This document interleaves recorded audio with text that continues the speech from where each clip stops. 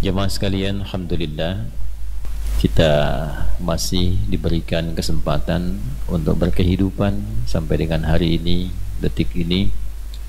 Semoga hidup kita hari ini dibimbing oleh Allah Subhanahu wa taala, sehingga dengan bimbingan itu insyaallah kegiatan kita semakin berkualitas dan juga mendapat nilai di sisi Allah Subhanahu wa taala untuk menjadi persiapan bekal pulang menuju Allah.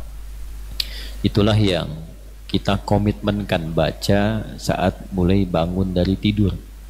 Saat kita bacakan Alhamdulillahilladzi ahyana ba'dama amatana wa ilaihin nusyur. Terima kasih ya Allah, hamba memuji dengan segenap pujian kepadamu yang telah memberikan kesempatan hidup di hari ini. Walaupun mungkin sesuai ajal bisa diwafatkan kapanpun kau kehendaki. Engkau tahan sementara dalam tidur, engkau berikan kesempatan hamba berkehidupan sampai ajal. Perhatikan kalimatnya, hamba berjanji hari ini akan menyebar berkegiatan mencari bekal sebagai persiapan pulang. Wa ilaihin nusyur, itu komitmen kita mencari bekal lebih baik sebagai persiapan pulang. Jadi baru bangun itu kita sudah diingatkan bahwa kita ini satu saat akan pulang. Dan pulang itu Nabi ajarkan harus punya bekal. Ya, makanya setiap tahun di Indonesia ini menarik ini dan jarang ditemukan di tempat lain. Mungkin ada beberapa yang mirip sama itu di Cina. Kita punya mudik kan, setahun sekali itu. Ya, mudik itu bahasa Arabnya Id, kembali ke asal. Makanya Idul Fitr itu kembali ke asal. Fitron itu bisa diartikan dari futur, yaitu makan lagi. Asalnya kita makan pagi, siang, gitu kan. Kemudian ketika Ramadan diatur untuk latihan. Pasca Ramadan balik lagi kebiasaan semula, kembali ke asal. Bisa berasal dari kata fitrah. Kita lahir itu asalnya bawa fitrah, fitrah baik. Saat lahir tidak ada satupun bayi yang mencela. Ada nggak anak lahir langsung mencela ibunya? Kenapa mama melahirkan saya? Kan tidak ada. Ya, makanya ketika membawa fitrah itu lembut, baik. Bayi manapun pasti disayang. Dari rahim perempuan manapun kita senang melihatnya. Itulah fitrah. Ya, makanya kenapa setelah tumbuh dewasa kok tiba-tiba bergeser dari fitrah?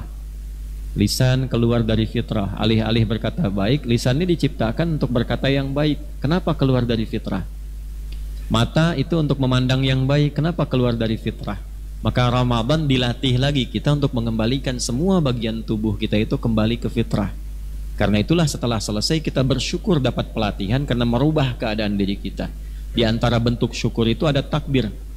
Ya, jadi takbir itu bukan hanya dalam perjuangan, ada 3 jenis takbir. Takbir perjuangan, Bung Tomo bertakbir ketika beliau mengomandoi perjuangan yang terkenal nanti salah satunya Hari Pahlawan di Surabaya, ya kan? Kemudian juga kita dapati Suparlan yang sekarang jadi nama masjid misalnya, ya, di Batu Jajar itu bertakbir dalam satu pertempuran yang sangat heroik di Timur-Timur. Siliwangi juga banyak bertakbir, ya, di antara resimen-resimen yang kemudian berjuang sampai nyambung ke kiai-kiai, sampai ke Tasik ada Kiai Zainal Mustafa, sampai kemudian ke Bekasi, ya, ada sangat sekali terkenal Kiai Haji Nur Ali dan sebagainya, itu pakai takbir. Ada takbir kedua, takbir ibadah, barusan dalam sholat kita bertakbir. Takbir ketiga itu takbir syukur. Jadi kalau kita mendapatkan sesuatu anugerah yang merubah kehidupan kita, diantaranya itu kita memperbanyak takbir. Ya, contoh, selesai puasa kita merasakan anugerah banyak kita dapatkan, perubahan berkehidupan, ketenangan, kenikmatan menjalani hidup sebagai manusia. Maka Allah sampaikan di penghujung ayat 185 surah Al-Baqarah, walitukabbirullaha ala ma hadakum wa la'allakum tashkurun. Engkau menjalani puasa itu setelah mendapatkan perubahan ala ma hadakum. Allah memberikan banyak petunjuk supaya engkau berubah jadi lebih baik. Kita merasakan perubahan itu dengan getaran yang kuat, kita katakan Allahu Akbar, Allahu Akbar, Allahu Akbar. Karena itu kalau puasanya itu kita merasa berhasil merubah diri kita, itu tanpa sadar kalimat itu menggetarkan jiwa, keluar air mata. Ya, keluar air mata tuh. Nah, itulah jenis-jenis takbir yang memang mesti kita pahami. Jadi secara singkatnya kita berkomitmen bahwa Id satu saat kita pulang. Ya, mudik itu ada salah satu sunnahnya. Di dalam Al-Quran itu digambarkan Nabi satu kali saat di Madinah kangen dengan Mekah tempat lahirnya, pengen mudik. Maka Allah turunkan ayat, innalladzi farada 'alaikal Qur'an laradduka ila ma'ad. Ya, sungguh tanamkan dalam hatimu yang paling dalam Muhammad SAW. Ya, ada yang sangat Anda cintai, ada yang sangat Anda tumpui, mengatakan kepada Anda, tanamkan pada hatimu yang paling dalam. Kira-kira perasaan kita gimana? Ya, Nabi Muhammad SAW saat beliau turun dari Gua Hira, ya, kemudian sampai ke rumahnya mendapati malaikat Jibril, gelisah beliau karena belum pernah bertemu dalam wujud asli sebelumnya, khawatir, gelisah, takut, masuk ke rumah, kata Nabi, zammiluni, zammiluni.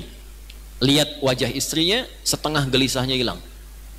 Nah, Bu, gimana caranya tuh Bu ya? Suami banyak masalah, sampai ke rumah, lihat wajah ibu, setengah masalahnya hilang. Ya, begitu dibuka, ayah, aduh masalah, nambah itu. Ya, setengah gelisahnya hilang. Nah, setelah itu, zammiluni, zammiluni, selimuti aku, selimuti aku. Maka diselimuti, tapi sebelum itu ada kalimat yang sangat indah sekali. Kalau bahasa kitanya, suamiku sayang, tanamkan dalam hatimu yang paling dalam.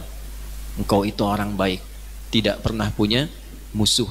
Engkau itu selalu menjadi penopang bagi anak yatim, pelindung bagi orang-orang yang lemah. Tanamkan dalam hatimu yang paling dalam, aku akan selalu membersamaimu dalam suka dan duka. Tuh. Pernah dapat itu enggak Pak? Ketika punya masalah istri mengatakan, sayang, tanamkan dalam hatimu yang paling dalam, mama bersama papa dalam suka dan duka. Ya? Harta papa, harta mama, harta mama, harta mama juga. Nah itu Id pulang, Ma'ad tempat pulang. Kata Allah, tanamkan dalam hatimu yang paling dalam, yang telah mewahyukan padamu Al-Quran, akan mengembalikan engkau mudik ke tempat engkau dilahirkan. Itulah peristiwa Fathu Makkah. Ibnul Qayyim Al-Jauziyah bikin buku namanya Zadul Ma'ad, bekal pulang menuju Allah. Waktunya disebut mi'ad. Innallaha la yukhliful mi'ad. Allah tidak mungkin menyalahi janji dunia, apalagi janji akhirat untuk mengembalikan kita pulang. Karena itu sifat pulang itu semuanya menyenangkan. Mudik itu menyenangkan. Ya, Anda walaupun bermacet-macet ria kemarin tetap pulang dan senang kan? Tapi senang itu kalau ada bekal. Kalau tidak bekal, tidak ada, tidak mudik. Ya, dan susah pulang. Saya pernah tanya, kenapa Anda tidak mudik? Gak ada bekal Tad, katanya. Gak ada bekal. Tapi yang punya bekal dan dia menyiapkan bekal itu bahkan jauh sebelumnya. Ya, Masya Allah, disiapkan, dihubungi yang akan dituju, disampaikan insya Allah pulang. Sama siapa? Sendirian apa sama cucu? Sama cucu, ya kan? Naik motor, motornya bebek, isinya singa tuh. Ya, kasih belakangnya pelepah pisang, dikasih tambahan kardus belakang, dituliskan di belakang, tunggu sayang aku pulang, gitu kan? Karena punya bekal, bukan asik, punya bekal. Punya bekal. Kalau tak punya bekal, tidak pulang. Dan menariknya, saat tahu akan pulang yang punya bekal ini, karena punya bekal, yang menunggu pun menyambut. Itu sifat mudik. Sifat mudik. Rumah dicat, dirapi-rapi, dibagus-bagus, kue diada-adakan, gitu kan Bu? Saya tahu ibu masak nastar bikin malam-malam itu sebelum datang mudik, macam-macam. Dan kreativitasnya tingkat tinggi. Ya, itu kalengnya biskuit, isinya bisa rangginang. Gitu. Nah, itu hanya terjadi dalam mudik. Hanya terjadi dalam, karena sifatnya menyenangkan. Di pulang itu harusnya senang. Ya, kita kan bukan di sini, ini sementara saja. Satu saat kita pulang dan mesti senang. Ya. Mudik senang nggak? Nah, pulang itu senang. Besok kita pulang kembali kepada Allah. Senang tidak?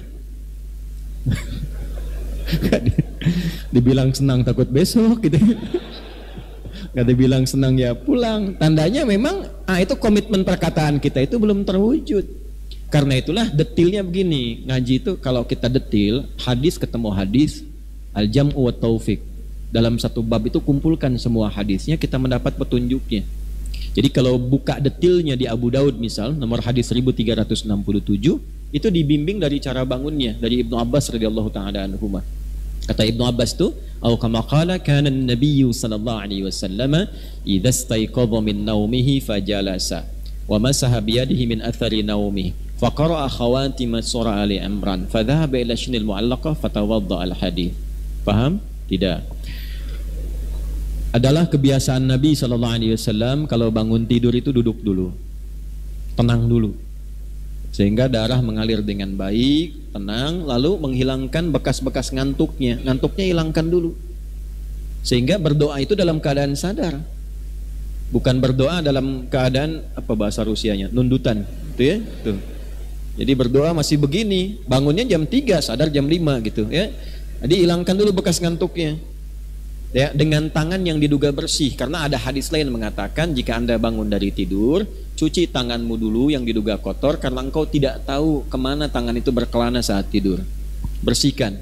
Nah ini kalau digabungkan hadisnya begitu, tidak bertentangan. Nanti yang tangan diduga bersih, hilangkan bekas kantuk, baru di sini diucapkan doa dan diiringi dengan 11 ayat terakhir surah Ali Imran.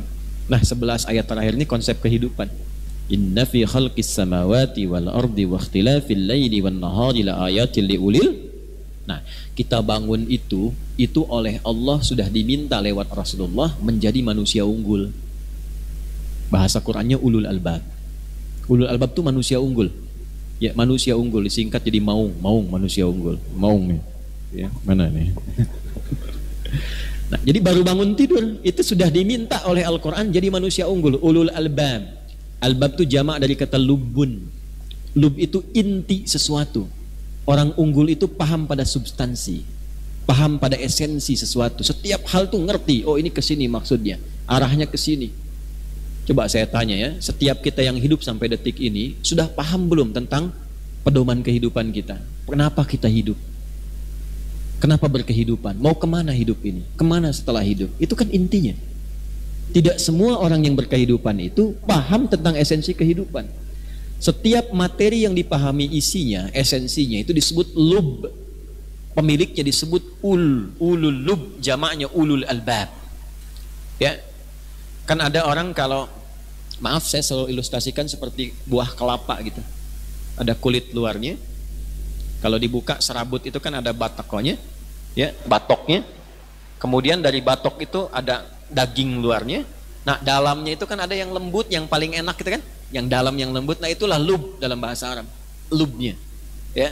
Jadi ada orang yang menghadapi masalah itu baru luarnya saja ya, baru serabut. Misal Anda kuliah nih, rata-rata kan ini kelihatannya teman-teman ya, sebagian besar mahasiswa kan ada yang disampaikan oleh dosen itu misalnya menerangkan tentang sesuatu baru luarnya saja, nyari-nyari ya. Fisika kan pasangannya metafisik misal. Ketika diterangkan tentang bab gaya, pembukanya kan F1 sama dengan F2. Gaya gerak sama dengan gaya dorong. Keluarnya sedikit, bunyinya sedikit. Pukul pelan, keluar bunyi pelan. Pukul kencang, keluarnya kencang. Ya, nah itu baru bagian luar. Kalau ngitung rumus, bagian luar. Kalau paham keterapan, masuk ke batoknya. Kalau mengerti implementasinya, masuk ke daging. Tapi kalau sudah paham itu menjadi esensi kehidupan. Oh, apa yang masuk itu yang keluar. Iman sedikit, amal solehnya pun sedikit. Imannya banyak, amal solehnya banyak. Itu ulul albab. Karena itu ketika dia berfikir dengan rumusan tadi, dia berzikir dengan esensinya. Alladzina yadhkuruna Allaha qiyaman wa qu'udan wa 'ala junubihim wa yatafakkaruna fi khalqis samawati wal ardh. Dia berfikir, nah fikiran itu menjadi zikir. Untuk siapa saya kerjakan ini? Apa manfaat dari pekerjaan ini untuk saya bawa pulang? Itulah fikir dan zikir. Digabungkan jadi satu. Baru masuk rumus selanjutnya. F berbanding lurus dengan P. Gaya berbanding lurus dengan tekanan. Jadi kalau saya memang ingin tampil bergaya, tampil dengan amal yang kuat, harus siap menghadapi tantangan. Anda pengen IPK 4, ya siap menghadapi tantangan. Belajar yang betul, duduk paling depan, pecahkan masalah, datang dan pulang mesti beda. Hadisnya kan begitu. Ya, hadis Muslim nomor hadis yang ke-8, sifat pelajar muslim itu ketika masuk ke ruangan belajar, dia datang dengan penampilan yang utuh. Ya, qala an Abi Hafsin radhiyallahu taala anhu, qala bainama nahnu julusun 'inda Rasulillah sallallahu alaihi wasallam, idh tala 'alaina rajulun shadidu bayadhi thiyabi, shadidu sawadi sya'ri, la yura 'alaihi atharu safari, wa la ya'rifu minna ahadun, fajalasa ila an-nabiy sallallahu alaihi wasallam wa wada'a kaffai ala kaffai ya wa asnada rukbatayhi ila rukbatayhi wa wada'a kaffai ala fakhidhaihi faqala ya Muhammadun akhbirni 'anil Islam. Ya, digambarkan tuh datang dengan penampilan rapi.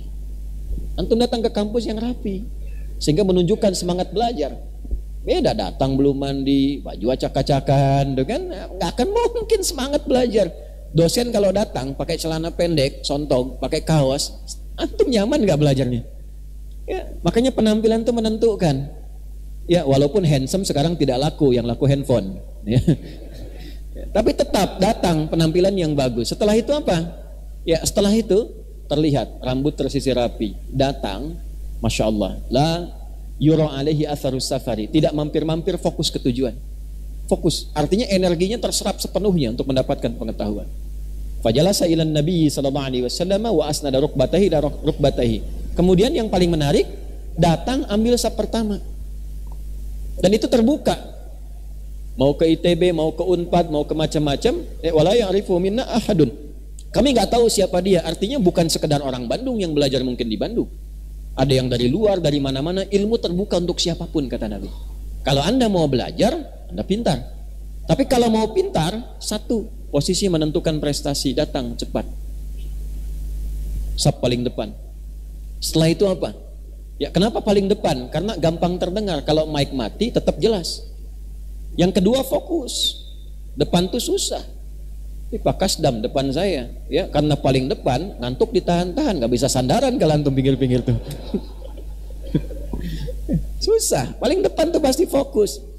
Jadi kalau pelajar muslim itu benar-benar mengamalkan, hasilnya optimal. Dan jangan keluar dari tempat belajar kecuali ada perbedaan dengan saat masuk. Bedanya apa? Paham. Itu tipikal orang beriman tuh, pelajar beriman tuh begitu. Masuk itu, pahami pelajaran, jangan keluar ruangan sebelum paham. Lihat tafaqquhu fiddin. Jadi antara masuk dengan keluar beda. Ya, jadi jangan sampai terjadi sebaliknya. Duduk paling belakang, nyender, nggak pernah nanya, ujian nanti pinjam tempat catatan teman gitu kan. Nah, itu belum kita optimalkan. Nah, itu komitmen setiap bangun tidur. Karena itu sholat pertamanya disebut subuh. Ya, dari kata asbah. Apa di antara turunan maknanya? Yang sudah punya persiapan optimal, punya mapping kehidupan. Jadi kalau orang Arab tanya tuh kaifa asbahta, bagaimana keadaanmu pagi ini? Itu bukan hanya sekedar tanya kabar, tapi juga bertanya tentang rencana yang sudah disusun di hari ini. Di saat kita datang ke subuh itu, kita sudah membawa rencana kehidupan. Jelas jam 7 mau kemana, jam 8 di mana, jam 12 kerjakan apa. Tuh kan? Disusun, itulah sebabnya kita datang menuju sholat, lalu sujud kepada Allah, minta supaya dimudahkan semua kegiatan kita yang akan dijalani di hari itu. Itu diantara filosofi. Karena itulah sahabat banyak ke masjid dari sejak subuh, nunggu syuruk, berdoa, baru berangkat. Banyak yang sukses setelah itu. Kenapa? Karena minta setelah punya rencana tersusun, efektif hidupnya, jelas arahnya, minta petunjuk pada Allah. Mudahkan ya Allah, lancarkan ya Allah, lindungi ya Allah, yang punya segala bagian dari kehidupan. Berangkatlah dia. Ya. Jadi prinsip hidupnya engke kumaha, bukan kumaha engke. Ya. Engke kumaha jam 8, kemana ya acara? Tulis. Ya kan? Lain kumaha engke, kumang kewe lah gitu, ya. Maaf yang bukan dari Sunda ya, gitu. Jadi itu satu gambaran. Nanti bagaimana, bukan bagaimana nanti. Susun. Sholat tuh punya nama, semua punya gambaran. Jadi singkatnya, menjadi seorang muslim dalam saat yang bersamaan diinginkan oleh Al-Quran juga menjadi manusia unggul. Kalau tidak percaya silahkan cek ya, Bapak dan Ibu. Tidak ada satupun di zaman jahiliyah yang masuk Islam, kecuali setelah berislam dia unggul di bidangnya, apapun itu. Bapak Ibu boleh cek dan boleh riset, apapun itu. Padahal awalnya jahiliyah. Ya, saya gambarkan gini lah supaya mudah kita mengilustrasikan. Bismillah. Ibu, punten dari belakang kelihatan Bu? Memang belum saya tulis, pasti tidak kelihatan ya. Kalau ibu sudah melihat itu ibu unggul sekali. Belum saya tulis sudah kelihatan. Ya. Maaf, kedengaran suara saya? Tidak kok bisa jawab, tapi kedengaran tidak bisa jawab. Ini saya berikan ilustrasinya tengah-tengah begini. Ya.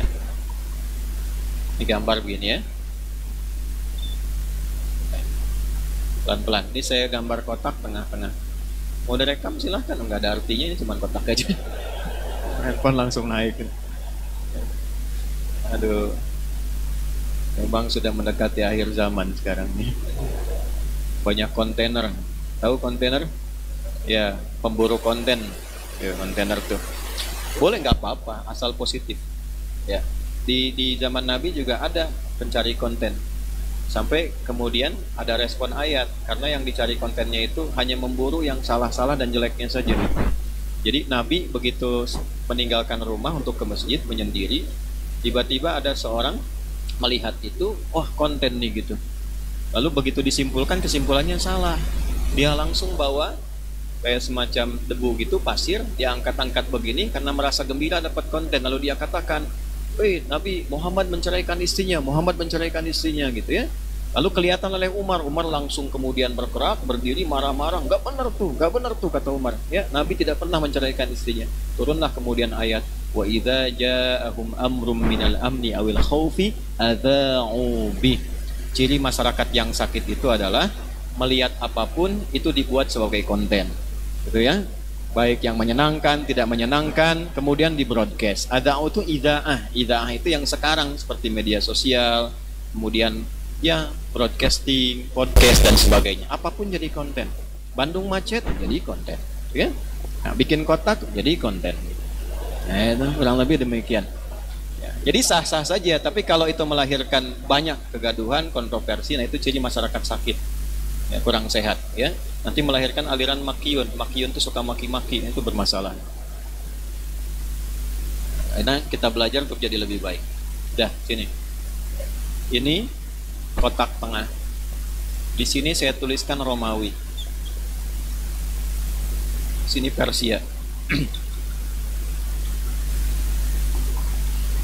Ini wilayah Jazirah Arab yang disifati dengan jahiliyah.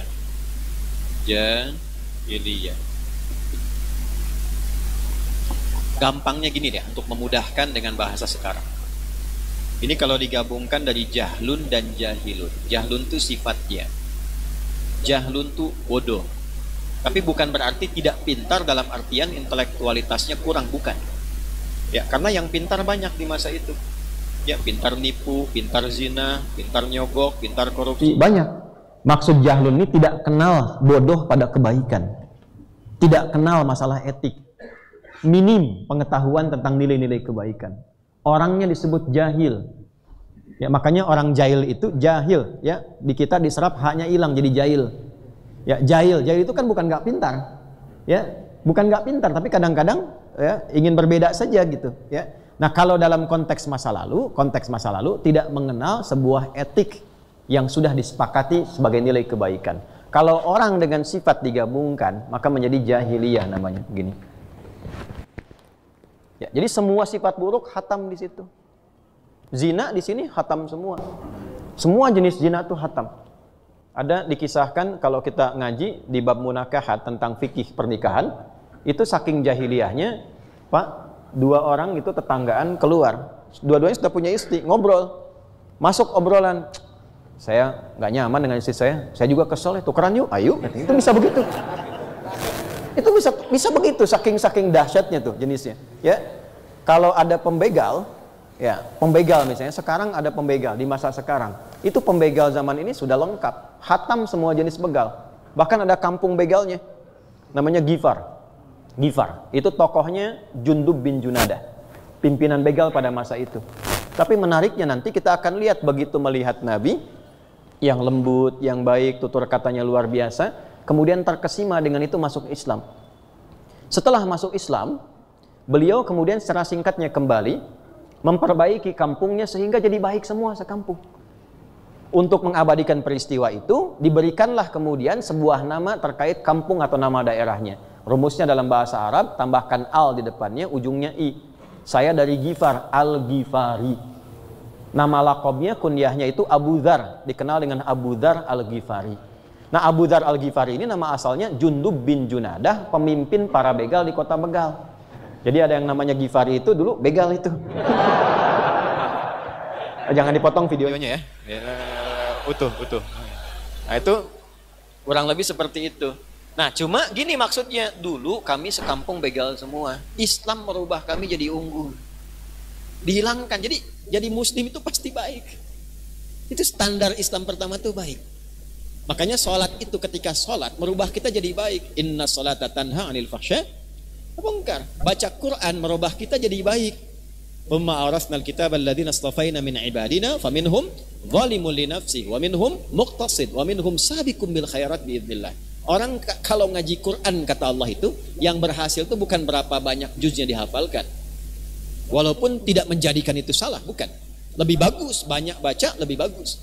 Tapi poinnya adalah bagaimana yang dibaca itu merubah kita menjadi lebih baik. Umar bin Khattab antum kenal? Bilang kenal, saya pulang. Umar bin Khattab kan antum tahu sendiri sebelum masuk Islam bagaimana perilakunya. Ya, mohon maaf, ya tidak bisa digambarkan lah. Beliau yang luar biasa, nantangin orang hampir setiap hari. Yang berani dengan saya ketemu di bukit A, tapi sebelum datang pamit pada ibu yang telah melahirkannya karena ia akan pulang tanpa nama. Umar jualan Tuhan, saking kreatifnya tuh. Ya pakai roti, Tuhan. Orang bikin patung itu dibikin pakai kayu atau dari batu. Kalau dari batu wasan, jamannya ausan. Kalau dari kayu sonam, jamannya asnam. Umar dari roti, bayangkan. Inovasi Umar tuh sebagai marketing tingkat tinggi pada waktu itu. Ya, bikin Tuhan dari roti dan jualan. Tuhan, lata, ya kan? Begitu kemudian terjadi panas, belum ada pembeli. Nah, inilah hidayah Allah diantaranya. Ya, nggak ada pembeli, panas, kelaparan. Simpanlah Tuhan itu di tempat agak tinggi, duduklah Umar. Ya Lata afirini, Tuhan Lata maafkan saya. Ana jauhan, saya lapar. Saya pinjam dulu palanya, dimakanlah Tuhan itu sampai habis akhirnya. Itulah sebabnya setelah masuk Islam itu Umar sering kadang tersenyum sendiri. Ya, kadang senyum sendiri, kadang nangis sendiri gitu ya. Dan tersenyumnya itu karena ingat peristiwa itu. Tapi tidak banyak tahu kan orang itu Umar masuk Islam karena apa? Cuman dengar 2 huruf Toha, getaran pada jiwanya, merubah. Yang niatnya pengen bunuh Nabi, sudah siap dengan pedangnya, cuma dengar saudarinya baca Toha, 2 huruf Toha, bergetar, singkatnya bersyahadat, jadi manusia unggul. Nah orang sekarang baca Yasin sampai hatam gak unggul-unggul gitu. Al-Kahfian sampai hatam gak unggul-unggul, apa masalahnya tuh? Ya, nah ini jahiliyah nih. Maksud saya begini, ini kan Romawi sudah unggul, punya peradaban, sampai sekarang jejaknya masih ada. Di Tripoli ada Leptis Magna yang nyambung ke Italia, Mediterania, terus nanti ke Turki dan seterusnya. Itu ada peninggalan-peninggalan masa lalu, Kolosium dan seterusnya. Persia unggul, punya peradaban. 2 ini selalu bersaing, kolosal, sampai didokumentasikan sekarang dalam film-film dokumenter dan sebagainya. Ya kita kenal tentang Troya, tentang macam-macam, kan dari sifat-sifat ini. Pertanyaan saya begini, kenapa Nabi diutus dan Al-Quran diturunkan untuk membentuk manusia unggul, bukan di Romawi, bukan di Persia, tapi di titik pertengahan bumi, biwadin ghairi dzi zar'in, dalam satu lembah yang terpencil jauh dari peradaban, walaupun dikunjungi untuk berhaji, yang masyarakatnya itu khatam dengan kriminal, untuk menunjukkan pada manusia semuka bumi, pada semesta alam, tentang dahsyatnya Al-Quran dan nilai-nilai Islam yang bukan hanya merubah manusia-manusia ini menjadi unggul, tapi juga membangun peradaban. Begitu Al-Quran diturunkan, dibimbing oleh Nabi SAW, maka yang terjadi mengangkat manusia-manusia dengan sifat jahiliyah ini menjadi khaira ummah. Turunlah Quran surah ketiga, Ali Imran ayat 110. Kuntum khaira ummah ukhrijat linnas ta'muruna bil ma'ruf wa tanhauna 'anil munkar wa tu'minuna billah. Anda bayangkan, coba bayangkan, kebayang nggak? Belum.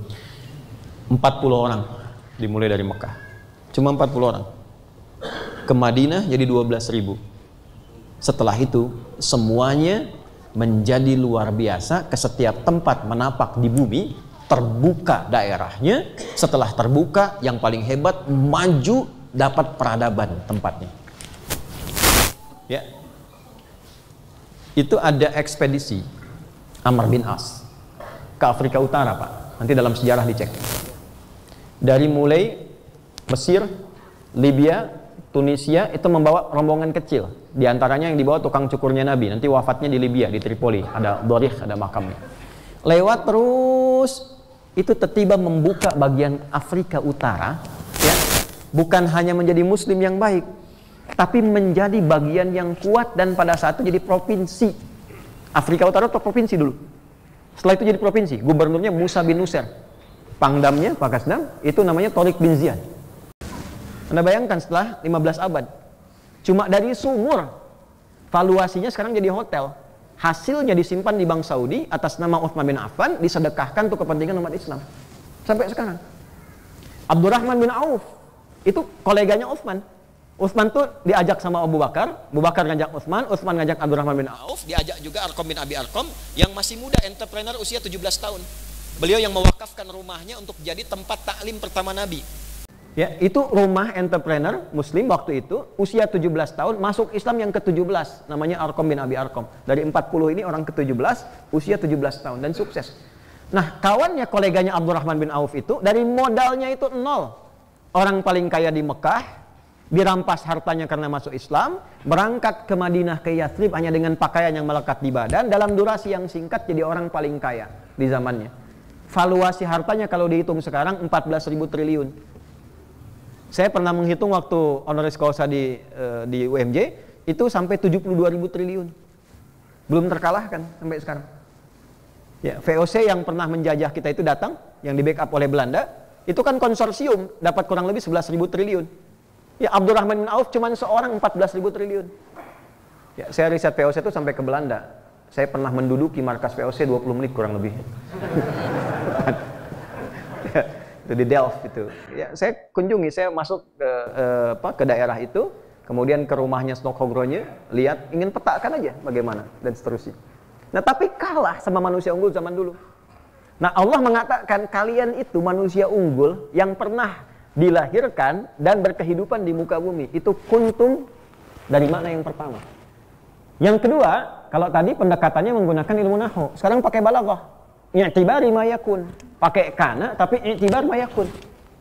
Ngajinya disebutkan pakai kana sebagai taukid, tapi untuk inspirasi bagi ma yakun yang akan datang. Maksudnya ayat itu diberikan untuk kita. Saya pernah menciptakan, ya, kata Allah, dan membimbing lewat nabi yang paling unggul. Nabinya paling unggul, bayangkan. Ya, untuk manusia akhir zaman, dan terlahirlah berkehidupanlah manusia-manusia unggul. Kalau Anda ingin unggul seperti mereka, ikuti jejaknya. Itu maksudnya. Kuntum khaira ummah. Makanya yang pertama menggunakan bentuk madhi, yang kedua konsepnya menggunakan bentuk mudhari. Coba lihat, kuntum khaira ummatin ukhrijat linnas. Begitu masuk konsepnya secara konseptual bagaimana cara menjadi unggul, ta'muruna bil, tuh pakai tak, kemudian ujungnya menggunakan nun, pakai bentuk mudhari. Mudhari itu present continuous future. Present saat itu, ya, unggul pada saat itu. Kalau pengen ikut continuous, di era manapun kalau diikuti akan jadi manusia unggul. Ya, future sampai kapanpun di masa depan. Makanya Al-Quran itu selalu salihun di kulli zaman wal makan, sesuai kebutuhan di setiap era. Karena itu bagian dari mukjizat terbesar Al-Quran. Jadi setiap zaman itu jadi kebutuhannya. Tak bisa lepas. Di Islam tuh indahnya begini, setiap ada masalah ada ayatnya. Yang paling dahsyat tuh begini, paling dahsyat. Antum nggak konsultasi pada seorang ustadz, kiai misalnya, atau habib, Anda buka mushaf pengen ngaji, kok dibuka ketemu ayat sesuai dengan yang dibutuhkan pada saat itu. Bisa begitu. Ya, kuntum khairu ummah ukhrijat linnas. Kalian umat terbaik, manusia unggul yang pernah dilahirkan dan berkehidupan di bumi. Kalau kita pengen ikut unggul seperti mereka, syaratnya 3 kata Allah. Yang paling pokok. Ada berapa? 1, ta'muruna bil ma'ruf. 1, ta'muruna bil ma'ruf. 1, menjadi pribadi ma'ruf. Ini penting ya, teman-teman. Tolong bisa dicatat karena saking pentingnya itu habis ceritanya tuh.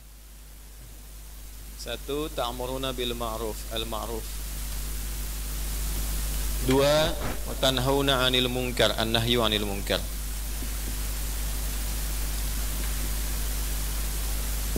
3, wa tu'minuna billah, al-iman billah. Ya. Manusia unggul kuncinya ini saja. Nanti saripatinya kita turunkan. Secara konseptual detailnya. Maaf, kita sampai jam berapa? Oh ya, siap. Saya jam 7 pulang, Anda sampai jam 8 di sini. Tolong pantangin jam 8 di sini. 1, ta'muruna bil ma'ruf, konsisten memerintahkan, mengajak berjamaah pada yang ma'ruf. Apa itu ma'ruf? 100.000? 500.000? Ma'ruf amin. Tolong kamera, tolong. Yang ini pakai ini orang ini. Alhamdulillah, betul. Gini, kalau buka terjemah, diterjemahkan tuh kebaikan. Kalau ilmu terjemah. Tapi kalau kita ngaji agak dalam, baik itu nanti ada 6 turunannya. 1, thayyib. Apa? Thayyib. 2, khair. 3, ma'ruf. 4, ihsan. 5, salih. 6, birrun, yang dikejar oleh para jemaah haji sekarang. Birrun untuk menjadi mabrur. Thayyib itu kebaikan fisik. Bahasa kekiniannya sehat. Sehat dan baik, itu thayyib. Karena itu ayat thayyib disandingkan dengan ayat makanan. Di Al-Baqarah ayat 168, ya ayyuhan nasu kulu mimma fil ardi halalan thayyiba. Silahkan bekerja, beraktivitas, minimal memenuhi kebutuhan fisik. Tapi tolong ya, perhatikan. Kata Allah, cari dengan cara yang halal, yang legal. Jangan menyimpang. Jangan korupsi, jangan nyogok, jangan menipu, dan sebagainya. Dan turunan-turunannya. Ya, dan sebagainya. Nah, kalau sudah mendapatkan itu, dapatkan dengan cara yang baik, yang halal, lalu konsumsilah yang menyehatkan tubuh. Bisa dapat 10.000 dari ngarit, alhamdulillah. Cari yang menyehatkan dari 10.000 itu. Jadi tidak semua harus diinginkan, itu harus dimakan. Yang dibutuhkan apa oleh fisik kita? Itu kalau ayat ini 1 kalimat dipraktekkan aja, tubuhnya kuat. Fisiknya pasti baik, karena kalimatnya singkat Quran itu, nggak panjang-panjang. Yang menyehatkan tubuhmu itu dikonsumsi, yang dibutuhkan itu yang dimakan. Tidak semua yang diinginkan mesti dikonsumsi. Itu bahasa Arabnya thayyib. Jelas? Nah, jadi walaupun Anda ingin duren, tapi menurut kesehatan tidak baik, gitu ya, bagi Anda, ya jangan dimakan, sedekahkan. Ya. Ini thayyib. Ini kebaikan pertama. Tapi ini baru nilainya fisikal, karena hewan pun fisiknya banyak yang baik.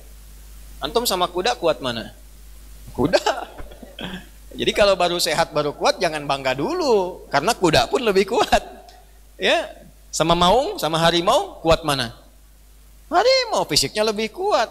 Jangan salah, giginya aja yang tajam. Kalau di orang terkuat tuh tarik tambang sama maung tuh belum tentu menang. Jadi kalau mohon maaf, kalau fisik itu kuat, hebat, bodinya luar biasa, jangan bangga dulu. Karena kalau aspek kedua belum ada, itu bermasalah. Ya, bermasalah, hewan pun bisa mengalahkan. Ya, kan ada namanya thayyib tapi 2 kali puasa, 2 kali lebaran nggak pulang-pulang kan? Padahal dia sehat tuh kan? Nah. Kedua ada khair, sifat. Akumulasi sifat kebaikan. Jujur itu khair. Sabar itu khair. Ya, rendah hati itu khair. Khair. Wal takum minkum ummatun yad'una ilal khair. Cobalah bikin grup, bikin jamaah, bikin kelompok yang sharing sifat-sifat kebaikan. Islam tuh begitu. Nah, teman-teman nih, mohon maaf, di kampus saya kan satu angkatan kumpul. Tadi malam saya kumpul dengan teman-teman angkatan di pesantren Doa Arkom. Sharingnya apa? Kebaikan-kebaikan. Apa yang kebaikan legasi bisa ditanamkan, yang bisa di-share satu dengan yang lain. Itu khair. Nah, umat Islam dimanapun berada, yang ditampilkan tuh kebaikannya. Khairun nas anfa'uhum linnas, sebaik-baiknya manusia itu yang bermanfaat, yang bisa menebarkan kebaikan. Itu jadi orang Islam tuh pasti otomatis komitmen punya sifat baik. Itu khair. Nah, masuk cepat. Kalau sifat itu menjadi sikap, ini sifat yang mengiringi fisik. Jadi jangan cuman kuat, tapi kekuatan ini mesti diisi dengan sifat-sifat baik. Ya. Untuk apa tampilan bagus, berdasi, keren, hebat, tapi koruptor juga, tapi pencuri juga, kan? Itu tidak diinginkan. Yang bagus itu tampilannya bagus, elok, sehat, baik, saat yang bersamaan ia pribadi yang menawan dengan sifat-sifat kebaikannya. Kalau sifat ini menjadi sikap, dipraktekkan. Jujur itu sifat. Kalau ada orang menyogok lantas dia menolak dengan cara yang elegan, itu sikap namanya. Maka berubah dari khair menjadi ma'ruf. Jadi apa? Ma'ruf. Implementasi sifat menjadi sikap. Itu ma'ruf. Karena itu khair baru ngajak. Awas, tapi ma'ruf memerintahkan. Coba lihat, cek ya ayatnya. Ketika da'a yad'u itu khair.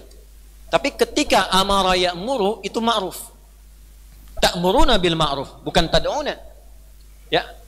Turun dulu sedikit ke ayat 104 di Ali Imran. Wal takum minkum ummatu yad'una ilal khair. Tapi setelah itu wa ya'muruna bil ma'ruf. Ya'murun dengan ma'ruf, amar ma'ruf. Ya. Tapi kalau dakwah, khair, dakwatun ila khair.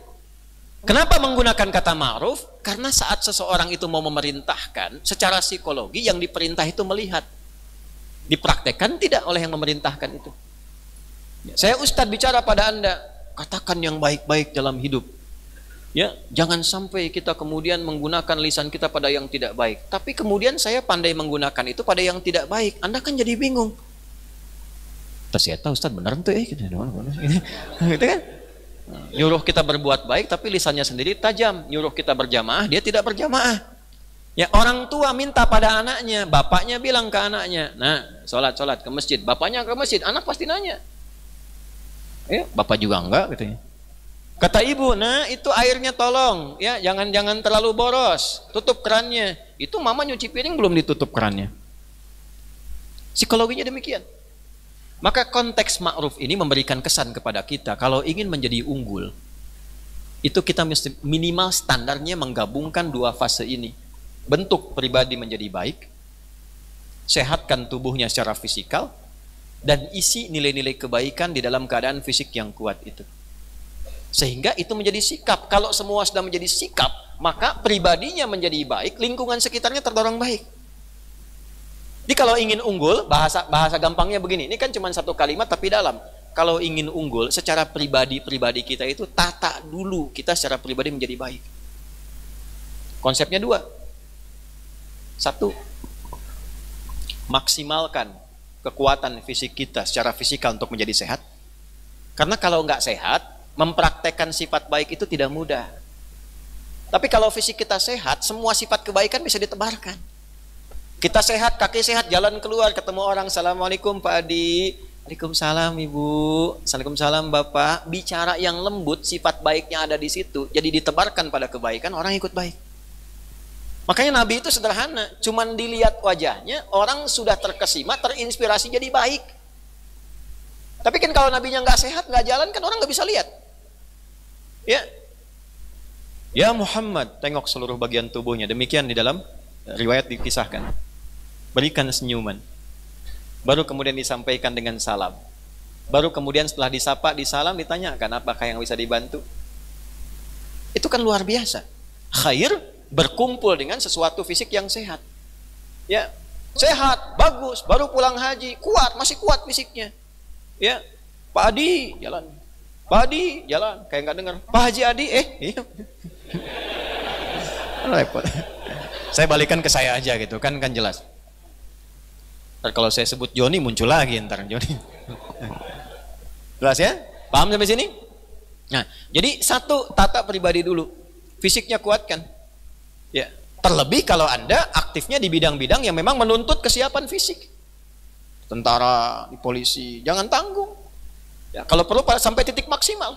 Titik maksimal supaya apa? Supaya keluar sifat-sifat keunggulannya secara fisikal. Latihan yang optimal, latihan yang kuat. Karena memang ditugaskan dalam konteks-konteks itu. Tapi setelah fisiknya kuat, ya, yang kedua, untuk unggul itu supaya lebih optimal, naikkan sifat khairnya. Isi, ada isiannya. Kalau enggak kalah sama hewan nanti. Ya, naikkan, diberikan isian. Khair ini nanti punya dua sifat. Sifat spiritual, sifat intelektual. Itu ada pelatihan. Ini mau jadi tentara pun kan ada sekolah. Diisi. Ilmunya diisi. Supaya apa? Memudahkan tugas fisik. Anda juga sama. Kenapa Anda belajar ke kampus yang terbaik? Supaya nanti saat lulus, fisiknya itu mudah bekerjanya. Gelarnya semakin tinggi, ilmu makin banyak, makin baik ilmunya, makin ringan tugas fisiknya. Makin turun ilmunya, makin rendah pengetahuannya, makin kurang baik keadaan pengetahuannya, makin capek fisiknya. Kalau nggak percaya silakan. S1 dengan S2, salary-nya beda kan? Ya kan? Pendapatnya bisa sama, pendapatannya beda. S3 lebih tinggi lagi. Kenapa? Karena diisi, ada isian. Sifat intelektualitas. Setelah itu tanamkan sifat spiritual. Sebab kalau cuma unggul intelektual, spiritualnya itu tidak unggul, problem. Bisa lebih berbahaya dibandingkan dengan orang yang tidak pintar. Orang kurang pintar, terdorong oleh nafsu, nyuri paling ayam, Pak. Orang pintar, saking pintarnya, tapi tidak unggul spiritualnya, maka intelektualnya itu digunakan untuk memenuhi kebutuhan nafsunya. Bisa mengalahkan hewan. Saya tanya nih, sapi makanannya apa? Rumput. Ini kalau orang unggul intelektual, tidak unggul spiritual, bisa makan aspal. Coba lihat. Itu aspal di jalan tuh harusnya 17 cm, jadi 2 cm. Gitu kan? Dan ngakal-ngakalinnya tuh begitu. Karena apa? Ada kemampuan intelektualitasnya. Ya, dan kadang-kadang teori agama dipakai. Mau nyuri motor, dipraktekin dulu nih. Yang profesional, pimpinannya nyuruh bawahan yang masih baru daftar tuh. Ya, pemula, kamu coba sana, ya, kecepatan harus 5 detik. Udah 10 detik belum bisa kan? Belum bisa bos, sabar katanya. Oh, sabar tuh dipakai sama dia tuh. Anda bayangkan. Jadi sekarang orang mencuri aja sabar. Semakin tinggi, semakin pintar, semakin dihitung. Itu korupsi, udah ngitung tuh. Ya, kalau proyek ini, oh dapat 100 miliar. Kalaupun masuk penjara dihitung-hitung dengan hukuman sekian, remisi sekian, biaya 40 miliar, untung 60 miliar. Untung Anda bayangkan tuh. Mohon maaf ya. Tapi kan betul.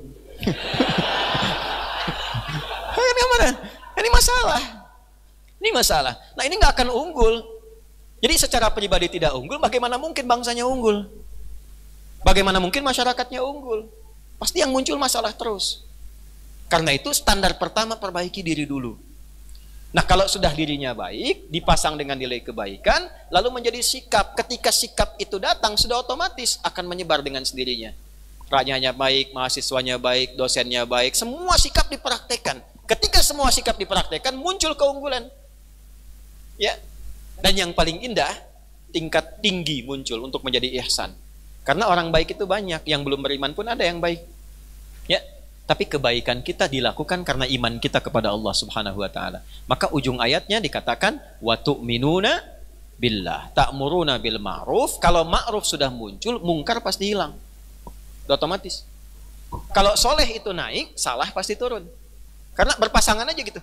Quran surah 51 ayat 49, wa min kulli syai'in khalaqna zawjaini la'allakum tadhakkarun.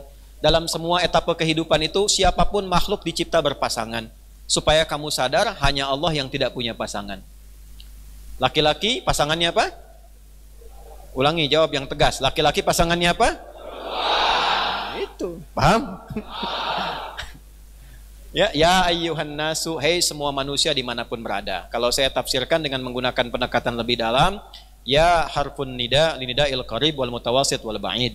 Huruf pemanggil, memanggil dekat, menengah dan jauh disebutkan sebanyak 361 kali dalam Al-Quran. Ayyuha, ayyunya munada, haknya tanbih disebutkan 150 kali dalam Al-Quran. Munada menguatkan pesan, tanbih mengingatkan. An-nas menunjuk semua komunitas manusia tanpa kecuali. Allah ingin mengatakan, hei semua manusia yang masih mengaku manusia dimanapun dia berada, baik itu dekat, menengah ataupun jauh. Saya kuatkan pesan ini, saya tekankan. Inna khalaqnakum min dzakari wa untha. Demi keagunganku, aku hanya mencipta manusia itu 2 jenis. 2 jenis. Berapa jenis? 2 jenis. 1 min dzakarin, 1 laki-laki, 2 untha perempuan. Jadi pasangannya itu, laki-laki pasangannya perempuan, ya. Jadi kalau misalnya Anda Nia, Anda perempuan. Kurniadi laki-laki. Jadi kalau sudah Nia saja, Kurniadi saja. Tangkap semua polisi, datang. Nama siapa? Nia apa? Yang betul, Nia. Nama lengkap, Kurniadi. Nah ini masalah. Kalau sudah terjadi seperti itu, ma'rufnya tidak muncul, pasti masalah sosial. Gampang lah. Ya kalau sekarang banyak ya ini kunci cepat aja. Nanti di Al-Maidah kalau ngaji khususnya dari ayat 90 sampai 91, Anda akan temukan kunci cepat mengatasi masalah sosial di masyarakat. Jadi kalau sudah banyak maaf, misalnya ada pembunuhan yang sudah tidak masuk pada kategori kemanusiaan, mutilasi, ini itu macam-macam. Masyarakat sosial sudah menyebar hal-hal yang buruk, kayaknya tiap hari gampang keburukan muncul, itu biasanya 3. Masalah penyakit, mungkarnya itu 3. 1 judi, sudah menyebar. Yang kedua mirasantika, sudah tidak terkendali. Yang ketiga prostitusi, zina. Ini kalau 3 ini muncul dan tidak dikendalikan dengan baik, maka dampaknya nanti akan muncul kemungkaran yang menyebar, yang kadang tidak terprediksi sebelumnya, rata. Ya. Judi dulu offline, sekarang online, tersebar kemana-mana. Saya naik ke Pacet saja sudah menemukan. Ya bayangkan orang ngarit ke bawah dari pagi sampai ke sore menjelang maghrib pulang, dapat 10.000, 5.000-nya dipakai slot. Enggak, ini masalah serius. Masalah serius. Jadi bagaimana kita pengen unggul? Kalau dalam kemungkaran saja belum bisa dikendalikan. Sekarang makin kompleks, offline jadi online. Sekarang Zeus aja jadi judi itu. Ya. Nah, ya, dunia sedang tidak baik-baik saja, gitu ya, sedang tidak baik-baik saja. Dulu saya waktu mau ke Bandung itu lihat, waduh, kok kenapa ini tokoh-tokoh inspiratif jadi pada di jalan? Ya, Batman sudah minta-minta, gitu kan? Macam-macam di luar tuh. Transformer sudah mulai ngamen, gitu ya, ini kan jadi masalah tuh. Itu bahasa tingkat tinggi, mohon maaf ya. Liman billah. Kalau 3 ini disatukan, maka dia akan mengeluarkan perasan saripati. Saripatinya secara singkat disebut takwa. Sebut apa? Takwa. Jadi kalau detilnya ini mau diturunkan, nanti kita akan temukan, kan ma'ruf gimana detilnya? Saya pengen menerapkan sikap baik, gimana detilnya? Mungkar itu seperti apa detilnya? Beriman kepada Allah seperti apa implementasinya?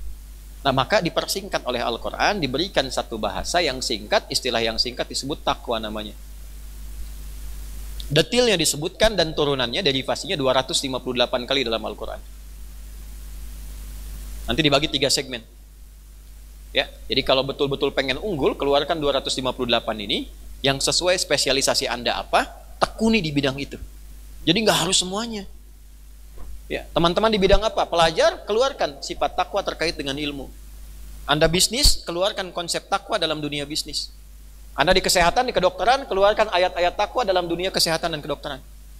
Teman-teman di militer, keluarkan nilai takwa dalam konsep kemiliteran. Keluarkan semuanya. Dan dari jalan itu kita akan menemukan keunggulan. Ya, saya keluarkan outputnya dulu nih. Ya, hasilnya dulu. Contoh.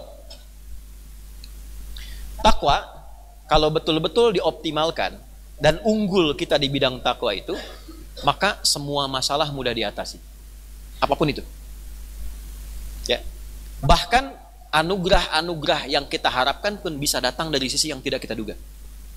Quran surah 65. Pakai dalil ya. Quran surah 65. Di akhir ayat kedua, di awal ayat ketiga. Wa may yattaqillaha yaj'al lahu makhraja wa yarzuqhu min haitsu la. Nah, sekarang coba ngajinya jangan hanya dibaca dan dihafal, implementasikan dalam hidup. Waman, dan siapapun, mannya ismun mausulun yadullu alal fardiyatil amiyah, kata sambung konjungsi ngajak nyambungkan kita untuk mengamalkan ayat itu, yang ditunjuk pada secara personal tapi bersifat general. Maksudnya apa? Kalau ada man, itu posisikan ayatnya untuk kita. Walaupun tawarannya berlaku umum. Saya Adi Hidayat baca ayat itu, posisikan Allah itu sedang bicara dengan kita. Disampaikan surat ke kita.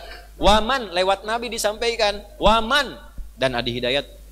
Adi Hidayat. Jika engkau mampu meningkatkan takwamu kepadaku. Fulan. Rasakan ayatnya untuk kita. Walaupun dibuka umum, itu tawaran personal. Ya. Tawaran personal. Wa may yattaqillaha, dan siapapun. Saya lebih senang menerjemahkan siapapun. Ya, kan di musab-musab yang lalu dan barang siapa gitu ya. Nah, saya agak kurang cocok dengan terjemahan itu karena sampai sekarang juga saya masih bingung, dan barang siapa itu sampai sekarang belum ditemukan. Ya, belum ketemu sampai sekarang. dan siapapun yattaqillaha, lintas usia, mau kecil, mau besar, maaf, mau kaya, mau cukup, punya status, tak punya status, menikah, belum menikah, siapapun, yattaqillaha, dia konsisten meningkatkan takwanya kepada Allah. Ada fi'il mudhari. Jadi bukan saat butuh ningkat, bukan. Besok mau ujian baru tahajud. Udah keluar nilai, hilang tahajudnya. Ya kan? Besok mau ada proyek, baru puasa sekarang. Ini kan? Wah, besok tidak lulus, nggak dapat tendernya, wow, langsung ngadu ke Allah. Saya sudah puasa ya Allah, kurang apa lagi? Kurang banyak. Gitu. Ya, dia konsisten, dan siapapun yang konsisten meningkatkan takwanya kepada Allah, saya naikkan Allah ke atas. Yaj'al, dibalas pakai fi'il mudhari, kapanpun dia mendapati persoalan kehidupan, yaj'al lahu makhraja, Allah berikan bimbingan untuk mendapati solusinya. Jadi kalau sudah unggul dengan takwa, tidak ada masalah yang tidak bisa dia selesaikan, karena dia punya Allah. Nah sekarang itu yang kurang di diri kita, merasa punya Allah gitu. Sekarang kebanyakan yang bisa kita lihat, merasa punya uang, merasa punya kedudukan, merasa punya ilmu. Kalau merasa punya ilmu, serasa yang paling hebat. Merasa punya harta, bisa membeli semuanya. Merasa punya kedudukan, bisa bersikap apa saja. Di atas itu punya Allah. Anda punya harta, belum tentu bisa menyelesaikan berbagai masalah. Kadang-kadang malah dikasih ya sesuatu yang, mohon maaf, yang kecil aja nggak selesai. Orang hartanya sedikit, tapi masalahnya sedikit, dengan senyuman selesai. Oh yang kaya-kaya kok yang pisah-pisah, yang kaya-kaya kok yang banyak masalah. Ya, kadang-kadang seringkali kekayaan itu tidak bersanding, tidak selalu harus bersanding dengan kebahagiaan. Ya, jadi ada kaya saja, ada bahagia saja. Kaya saja, sukses saja, itu turunannya fauz. 29 kali turunannya disebutkan dalam Al-Quran. Fauz, fauzi, fauzan, faizah, faizin, itu kaya, sukses. Kalau ada yang namanya fauzi, dia diharapkan sukses dalam hidupnya, walaupun belum tentu bahagia. Ini. Kalau bahagia saja, itu farah, farihah, farhah, farhan, itu bahagia. Farhan, yang diharapkan bahagia dalam hidupnya, walaupun belum tentu sukses. Jadi tidak semua kekayaan itu mengantarkan pada kebahagiaan. Bu, sebelah sana, bu, pilih mana? Kaya tapi gelisah atau miskin tapi tenang? Nah ya udah. Nah, syaratnya apa? Ini takwa. Takwa. Nah, itu poinnya. Karena itu ketika takwa meningkat, karena punya Allah, Allah menggerakkan dari manapun. Bahkan rezeki pun datang dari sisi yang tidak diduga. Wa yarzuqu min haitsu la, datang dari yang nggak diduga. Coba deh. Ya, coba ikuti jejak-jejak orang dulu bagaimana meningkatkan takwa. Nggak pernah nggak selesai. Bapak lihat Khalid bin Walid, seorang panglima yang sangat luar biasa. Nggak pernah terkalahkan, Pak. Setiap ada musuh, selalu ada strategi. Sampai di barat dikaji, Pak. Ada buku khusus membahas tentang Khalid. Bagaimana manusia ini bisa mendapati semua kontestasi militer, tapi nggak pernah kalah. Yarmuk itu berapa sih pasukannya? 100.000 lawannya. Mengalahkan jumlah yang jauh lebih sedikit dibanding itu. Tapi strateginya luar biasa. Dan nggak pernah kalah. Dan menariknya, meninggalnya pun itu bukan di medan perang, bukan di medan juang. Ya, sampai nangis-nangis di pembaringan itu, nangis-nangis. Dan cita-citanya satu, itu gimana tuh Pak dapatkan itu? Prajurit-prajurit kita yang dikirim keluar itu, ya sudah. Carinya adalah Pak kehormatan. Ya, dengan wafatnya itu sebagai kehormatan. Kalau bahasa kitanya syahid. Ya, kalau pulang tuh bonus. Dulu pulang tuh bonus. Harapannya tingkat tertinggi, sukses. Ya, lebih baik pulang nama daripada tugas gagal, kan? Pulang nama itu lebih elegan daripada gagal di medan laga. Jadi nggak ada istilah disandera, syahid. Ya, optimal. Beliau nangis karena meninggalnya itu ternyata bukan di medan laga, bukan saat berjuang. Tapi yang paling menarik, perhatikan tafsir para ulama. Allah tidak memperkenankan Khalid meninggal di pedang lada dalam perjuangannya karena pedangnya disifati pedang Allah, Saifullah. Bagaimana mungkin pedang Allah bisa patah dan dikalahkan oleh pedang-pedang makhluk? Diwafatkan bukan dalam keadaan di medan perang untuk menunjukkan memang pedang Allah tuh nggak boleh patah dan nggak boleh kalah di medan laga. Gitu. Karena dia punya Allah. Utsman punya Allah, Abdurrahman bin Auf punya Allah, makanya tuh nyantai aja hartanya. Sekarang kasih, besok juga Allah kasih lagi. Ya, gitu aja. Abdurrahman bin Auf tuh kafilahnya 600 Pak unta. Isinya itu semua barang-barang berharga, emas, perak, berlian, macam-macam. Menghebohkan Madinah, dog-dig dalam satu riwayat. Sayyidah Aisyah komen, ya, saya pernah mendengar riwayat Abdurrahman bin Auf masuk surganya merangkak katanya. Ya, kan di antara orang-orang yang dijamin masuk surga kan? Ya, masuk surganya merangkak. Merangkak tuh maksudnya agak lambat. Merangkak kan lambat. Ya, maksudnya apa? Memberikan kesan bahwa hartanya banyak, scanningnya lama gitu. Apa kata beliau? Kata Abdurrahman bin Auf, tolong bagikan semua yang di situ ke semua masyarakat Madinah. Dibagi kan. Bapak datang, baru datang 600 kontainer isinya berlian, emas, perak gini. Tiba-tiba saya datang, Mas, kayaknya masuk surganya merangkak tuh. Dibagi nggak tuh? Makanya kiai sekarang mengatakan begini, kalau mau sedekah pakai rumus ulama yang sederhana. Mumpung punya sedikit bagi. Ya, Anda masih mahasiswa punya 10.000, masih bisa bagi 2. Ya, bro, makan yuk. Ayo sana, mana? Oh, nggak punya uang, tenang, bagi 2, 10.000. Tapi setelah Anda sukses, harta Anda 100 miliar, bagi 2 tuh teman-teman. Bisa nggak? Belum tentu. Dulu karena merasa punya Allah, biasa saja. Pas saja, bukan punya saya juga, saya kan ibadah lewat harta itu. Bukan mencari dunia. Sehingga ketika Allah sudah memberikan petunjuk, dan orang ini bisa mengatur harta, ditambah terus, karena dia bisa menggunakannya. Itulah hasil komen Nabi. Nabi itu kalau lihat, maaf umatnya kaya, itu biasa saja. Biasa saja, Nabi nggak bangga. Yang dikhawatirkan oleh Nabi, umatnya merasa kaya, tapi tidak bisa memanage kekayaannya. Ya, itu jangan dikomen lagi, subscribe aja langsung. Ya, nggak usah bikin konten. Ya, langsung. Jelas? 1. Jadi kalau kita meningkat kekayaan dan meningkat ketakwaan, merasa punya Allah, maka dari situ ya ja'alahu makhraja wa yarzuqhu min haitsu la. Saya Pak Ibu cuma mengambil sebagian kecil aja, kecil gitu, dan yakin diikutin. Gimana ulama dulu, kan nggak sampai ujung kukunya kita ikutin tuh, jauh dibandingkan ulama dulu. Imam Syafi'i, Imam Ahmad, Imam Malik, Imam Abu Hanifah, cuman kita ikutin yang sedikitnya aja. Barokahnya luar biasa sampai sekarang Pak. Ujung kepala sampai ujung kaki itu nggak pernah beli.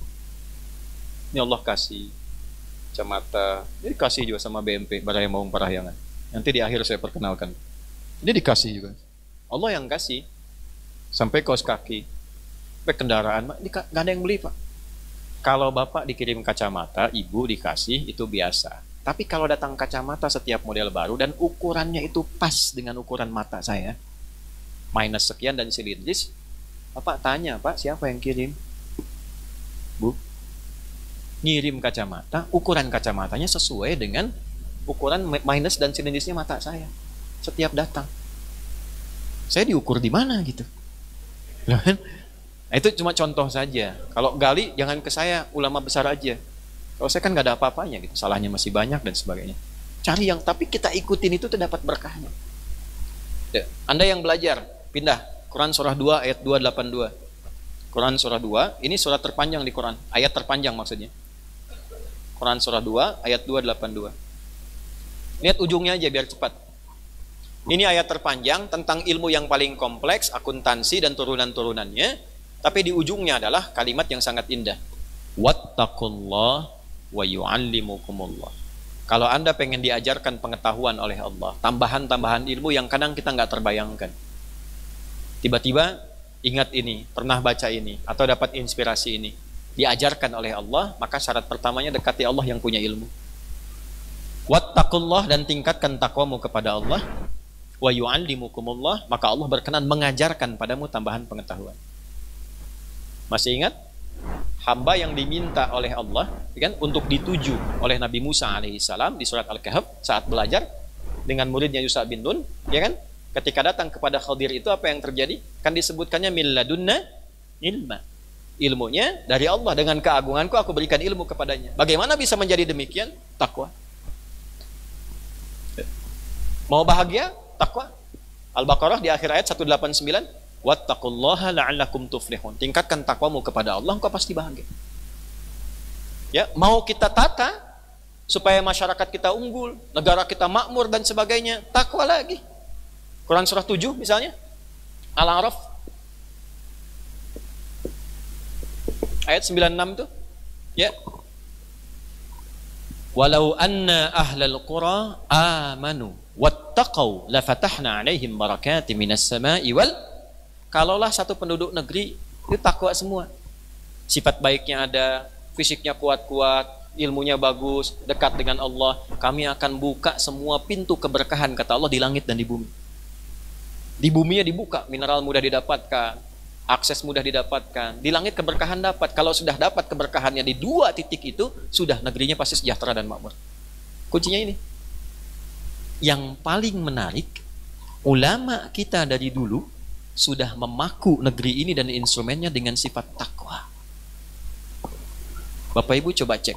Di pendidikan kita ada takwa. Di Polri ada takwa. Di TNI ada takwa. Di kehakiman ada takwa. Semua ada takwa. Yo, kalau nggak percaya, ini yang di kampus-kampus ya, yang mungkin yang dosen atau yang di Dikbud ya, atau di Stekdikti, coba cek. Coba lihat undang-undang Sisdiknas tuh, nomor 20 tahun 2003. Nggak usah panjang-panjang dulu lah. Di pasal menimbang itu kan ada 5 tuh. A, B, C, D, E. Coba lihat yang poin B. Undang-Undang Dasar 1945. Perhatikan, mengamanatkan pemerintah, mengusahakan, menyelenggarakan satu sistem pendidikan nasional yang meningkatkan keimanan dan ketakwaan pada Tuhan Yang Maha Esa, serta akhlak mulia, baru mencerdaskan kehidupan bangsa. Jadi sistem pendidikan itu, di kita di Indonesia itu, sebelum cerdas, takwa dulu. Sebelum iptek, imtak dulu. Sebab tidak diinginkan dalam undang-undang kita, ada orang yang pintar, warga negara yang pintar, tapi nggak bertakwa, sehingga nggak ada isiannya. Sehingga dikhawatirkan kepintarannya digunakan bahkan untuk merusak keadaan di negerinya sendiri. Korupsi itu kan bukan karena tidak pintar, tapi karena tidak takwa. Masalahnya cuma ini. Jadi kalau takwa, tahu terhubung dengan Allah, satu amalan saja, nggak akan mungkin terjadi. Yang pintarnya banyak. Kan yang korupsi yang pintar-pintar. Kalau nggak pintar nggak mungkin pakai kode. Kijang satu tewas Pak, tinggal harimau, ya kan? Harimau berjalan, harimau menemukan kijang, macam-macam lah, ya, dan sebagainya. Itu poin 1. Ya, masuk kita sekarang di Kologdam, Odiklat, di tentara, TNI itu ada Sabta Marga 7. Dari 7 itu lihat yang ketiganya. Ya, 1, ya, kami warga negara Indonesia bersendikan Pancasila. 2, jadi patriot. 3, kesatria. Perhatikan ketika jadi kesatria, kan tingkat tertinggi setelah patriot itu kesatria. Kami Satria Indonesia yang bertakwa pada Tuhan Yang Maha Esa, membela keadilan, kejujuran, dan kebenaran. Takwa. Polri, lihat Tribrata, kan ada 3 Tribrata itu. Nomor 1-nya apa? Ya, kami Polisi Negara Kesatuan Republik Indonesia yang bertakwa pada Tuhan Yang Maha Esa. Anda mau jadi hakim? Hakim itu punya 5 dharma, panca dharma. Nomor 1-nya sifat kesatria, dari kesatria sampai tirta nanti. Gak pakai dokter. Dari kesatria sampai tirta. Nomor 1, jangan dipotong ya. Karena mananya bagus, artinya bagus. Itu sifat hakim. Tirta itu bagian dari sifat hakim. Tapi nomor 1-nya kesatria. Ya, apa nilai etik kesatria itu? Hakim, kami hakim. Kan? Perhatikan sifat etiknya, yang bertakwa kepada Tuhan Yang Maha Esa. Takwa. Di semua sifat takwa itu ada dipaku di bagian negeri kita ini. Supaya apa? Supaya kita merasa punya Tuhan Yang Maha Esa. Makanya dasar pertama negara itu, sila pertama di Pancasila itu apa? Ketuhanan Yang Maha Esa. Bagaimana implementasi dalam kehidupan berbangsa bernegara pasal 29 ayat 1? Negara berdasar atas ketuhanan Yang Maha Esa. Bagaimana menerjemahkan itu kita sebagai rakyatnya? Pasal 29 ayat 2. Negara menjamin kemerdekaan tiap-tiap penduduk untuk memeluk agamanya masing-masing dan beribadah menurut agama dan kepercayaannya itu. Ibadah kita kuncinya di takwa. Kita sholat bagian dari takwa. Dalikal kita hudalil. Siapa mutakin orang takwa itu? Ayat 3-nya. Alladzina yu'minuna bil ghaibi wa yuqimunas. Kita kemarin baru puasa mencari takwa. Al-Baqarah 183. Ya ayyuhalladzina amanu kutiba alaikumus kama kutiba alal ladzina min qablikum la'allakum. Ini mau haji berangkat mencari apa? Mencari takwa. Al-Baqarah 197. Al-hajju ashhurum ma'lumat faman farada fihinna al-hajja fala rafata wala fusuqa wala jidala fil hajj wa ma taf'alu min khairin ya'lamuhu Allah wa tazawwadu fa inna khairaz zadit taqwa. Yang tidak berangkat haji kurban di sini, apa yang nyampe ke Allah? La yanalallaha luhumuha wala dima'uha walakin yanaluhu taqwa. Takwa. Berbahagialah kita karena satu-satunya negeri di muka bumi yang menjadikan takwa bagian dari instrumen kebangsaannya cuma Indonesia. Ini nggak usah aneh-aneh. Nggak usah aneh-aneh. Implementasikan tuh Pancasila dalam kehidupan. Karena yang bikin juga ulama-ulama kita juga. Ki Bagus Hadikusumo, K.J. Wahid Hasyim, kan? Dan turunan-turunan yang lain, ada tim di dalamnya. Itu ada pakuan-pakuan dan kebaikan. Itu tafsiran kita sebagai umat Islam. Nggak usah aneh-aneh. Yang perlu ditanyakan itu sampai hari ini bagaimana kita meningkatkan takwa kita untuk memajukan negeri kita dan bekal kita pulang menghadap Allah Subhanahu wa taala. Poinnya. Nah, maka tinggal ke amalnya sekarang. Apa amalan utamanya? Nah, inilah 258 dibagi pada 3 bagian. Saya bahas satu saja dengan cepat. Satu, amalan ritual dulu. Kalau ingin memulai isiannya amalan ritual. Ya, gak usah jauh-jauh. Amalan pertamanya sholat dulu. Karena kalimat pertama implementasi iman dari takwa itu sholat. Al-Baqarah ayat 3. Alladzina yu'minuna bil ghaibi wa yuqimunas. Alladzina disebutkan 1080 kali dalam Al-Quran, menunjuk semua tanpa kecuali. Jadi ketika tawarannya personal, tapi implementasinya untuk semua. Maksudnya kalau 1 takwa, 2 takwa, 3 takwa, semua sebagiannya akan dapat bagian itu. Ya. Amalan pertamanya apa kata Allah? Setelah engkau yakin kepadaku, walaupun kau tidak melihatku. Alladzina yu'minuna bil ghaib. Ya, setelah mereka yakin kepadaku walaupun tak mampu melihatku, mereka buktikan keberyakinan mereka kepadaku, wa yuqimunas shalah, dengan menunaikan salat. Itu isian dan amalan takwa yang pertama, salat. Apa ibadah yang pertama diperintahkan pada Nabi? Salat. Bukan puasa, bukan zakat, bukan haji. Amalan pertama dan saking tingginya diberikan dalam peristiwa Isra Mi'raj. Ya, tidak ada amalan lain yang diberikan langsung dalam peristiwa Isra Mi'raj kecuali apa? Salat. Salat. Dan ditempatkan surahnya surah ke-17 dan kita menunaikannya 17 rakaat. Dan saya bacakan tadi. Ya, dalam kesempatan salat subuh itu. Di surah Al-Isra tentang salatnya di ayat 78 tadi sampai dengan ayat 82. Bahkan saya sempurnakan sampai 85 sampai ke ruhnya, sampai ke isiannya. Yas'alunaka 'anir ruh. Supaya meresap pada jiwa. Ya, cuman sayang jamaahnya banyak yang tidak paham itu kan. Nah, setelah itu kita ngaji. Nah, itu maksudnya kita ngaji. Salat. Ya, orang tua dulu kita tuh nggak macam-macam. Jang, salat jang, yi, salat yi, ayi, salat. Di mana wae salat. Ya, ai di dia, keluar di dia salat. Tong hilap, salat. Ya, ibu saya kalau dulu nanya di pesantren, saya 6 tahun Pak, ibu saya nengok mungkin 3-4 kali selama 6 tahun. Ya, karena kami keadaan yang memang tidak memiliki kecukupan. Tapi ibu saya pesannya selalu begitu. Emut ke pangeran, emut ke Allah, sholat, sholat pokoknya. Alhamdulillah. Nomor 1 sholat. Seakar dengan kata silah.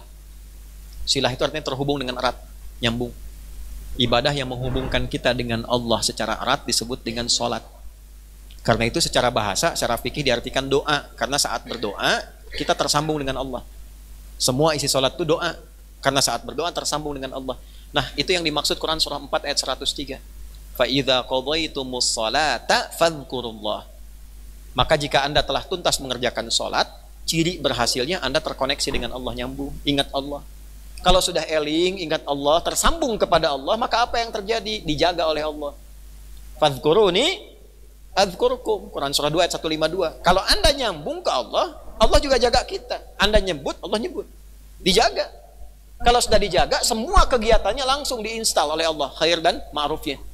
Kalau ingat Allah, qiyaman wa qu'udan wa ala junubikum. Kamu berdiri, jalan, duduk sampai tiduran pun dijaga oleh Allah. Ini Anda sholat nih, kita berhasil sholatnya nih, dijaga oleh Allah. Keluar masjid nih, itu nggak mungkin tertukar sendal. Tolong cek nanti ya. Nggak mungkin tertukar, sebab begitu mau dipakai, ingat sama Allah. Ya ingat. Anda nggak mungkin, mohon maaf terlalu inovatif misalnya. Walaupun sendal mereknya sama, tapi Anda punya feeling mana yang punya Anda, mana punya orang. Ya Allah, ya. Alhamdulillah sendal saya dipakai. Oh, karena berkah sholat subuh di Masjid Kologam ini kok jadi bagus sendalnya ya? Bukan, itu sendal orang. Lain mana ya teman batur. Itu. Kalau nyambung tuh paham. Duduk kerja, ya. Ya kalau di komputer itu 10.000 ya 10.000 nggak akan ditambahin nolnya. Klik, astagfirullah. Astagfirullah. Ya alhamdulillah tuh. Tapi karena ingat sama Allah. Pak, malu Pak, ini kan dipakai sholat, jari dipakai tahiyat, masa dipakai maksiat? Malu sama Allah. Apa nggak malu tiap hari sholat? Ngangkat tangan Allahu Akbar, ngangkat tuh pasrah, buang urusan dunia, pasrah sama Allah. Pasrah tangannya maksiat. Kan malu. Apa nggak malu baru cela orang? Cela kan sekarang kadang-kadang nggak pakai lisan, pakai tangan. Al-yauma nakhtimu ala afwahihim wa tukallimuna aydihim. Sekarang tangan sudah bicara. Anda bikin status baru cela orang, terus dipakai sholat. Dengan entengnya mengatakan Allahu Akbar, alhamdulillah baru mendapatkan kehusyuan dalam sholat. Usul bagaimana tangan baru dipakai maksiat? Tangan dipakai korupsi, terus dipakai sholat dengan bangganya tahiyat. At-tahiyatu lillah, at-tahiyatul mubarakatuh, salawatut thayyibatu lillah. Tahiyat begini. Malaikat paling ketawa. Sia. Malaikat. Pakai, ya Allah, baru maksiat pakai sholat, apa nggak malu? Malu Pak, malu Bu. Ya. Nah itu kalau sudah sholatnya nyambung, terasa nih dipakai, malu pulang sama Allah kalau kotor, bersihkan dulu. Makanya wudhu dulu kita bersihkan. Itu yang indah tuh. Kita kalau ngajinya tuntas tuh indah. Kok bisa wudhu, tapi setelah wudhu doanya doa taubat. Coba lihat deh, wudhu. Setelah wudhu doanya taubat. Asyhadu an la ilaha illallah, syahadat lagi. Wa asyhadu anna Muhammadar Rasulullah. Allahumma ja'alni minat tawwabin. Sudah syahadat langsung taubat. Ya Allah, jadikan aku termasuk orang taubat. Kenapa? Karena saat wudhu itu kita berkomitmen pada Allah membersihkan bagian tubuh yang biasa kita gunakan berinteraksi. Ya. Dari mulai yang pokok. Ingat pokok itu ada 6 ya. Rukun wudhu itu 6. Niat, inti basuhan dan usapan 4, kemudian tertib 6. Yang pokok itu, yang basuhan itu wajah, kemudian tangan sampai siku, kepala, bukan rambut, kepala. Satu lagi, kaki sampai 2 mata kaki. Itu ada di Quran surah 5 Al-Maidah ayat 6. Ya ayyuhalladzina amanu idza qumtum ilas shalah faghsilu wujuhakum. Wajah. Wajah itu dari batasan ini ya, yang bagian muka sampai ke sini. Ya, kalau ada jenggot diselai-selai supaya meresap. Kalau tidak ada jenggot, tidak usah dipaksakan punya jenggot. Ya, karena sunnah itu merawat bukan menumbuhkan. Ya, jangan salah dapat informasi kemudian pulang dari sini beli areng gini-giniin, yang ada diselai. Nggak ada nggak usah gini. Kemudian ini bagian belakang tuh di sini nih. Ya, izin ya, izin.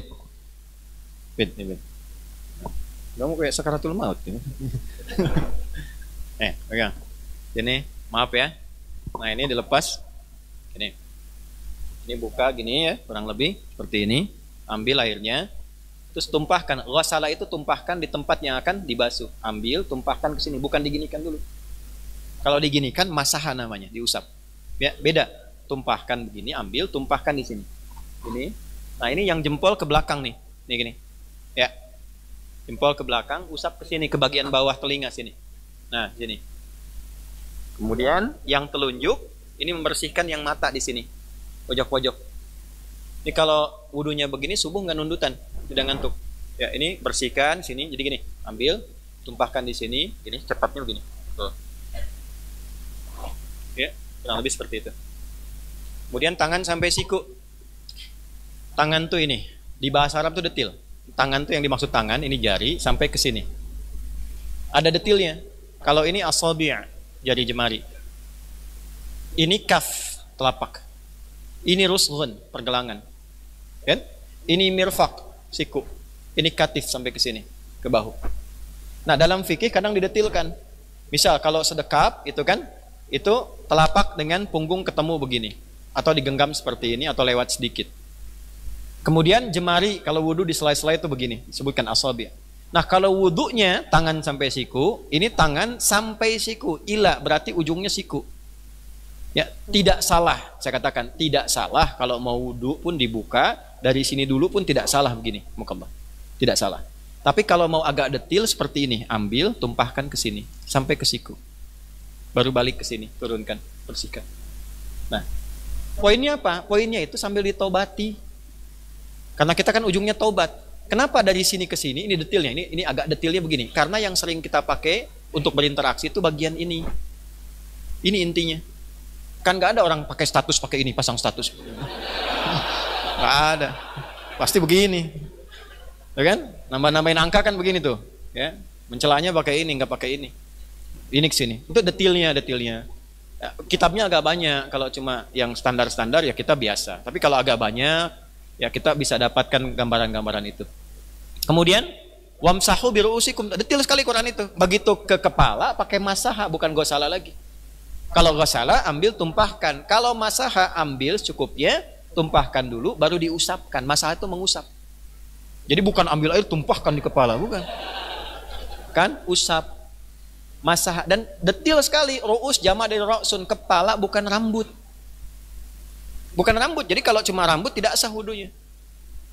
Kadang-kadang kan kalau karena tidak mau tataan rambut itu jadi berubah gitu kan, takut selesai gitu. Nah, itu tidak sah.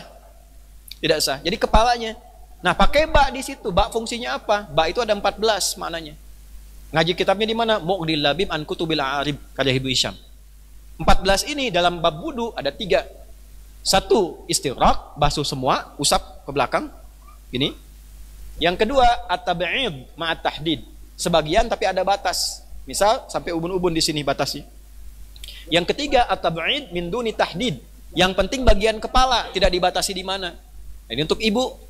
Kalau wudu misalnya, Bu, mohon maaf, nggak di tempat yang tidak bisa buka kerudung misalnya, mohon maaf. Nah, ini tidak harus dibuka jilbab kerudungnya. Ambil bagian airnya itu, usapkan di bagian kepala yang bisa diusap.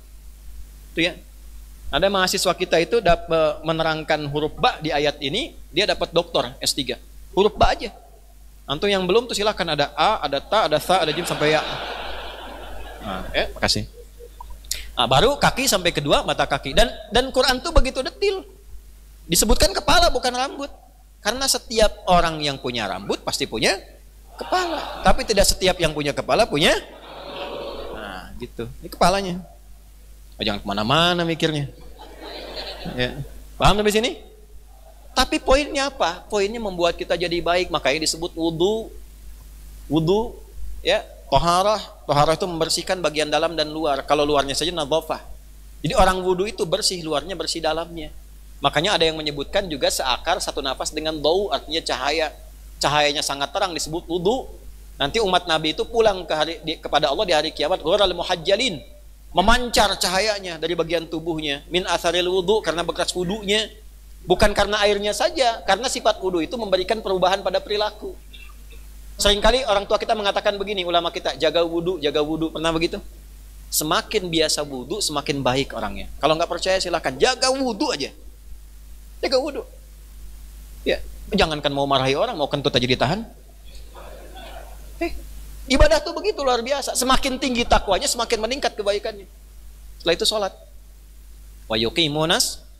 Nah, coba tingkatkan. Karena di situ tulisannya begini. Alif, lam, sod, lam.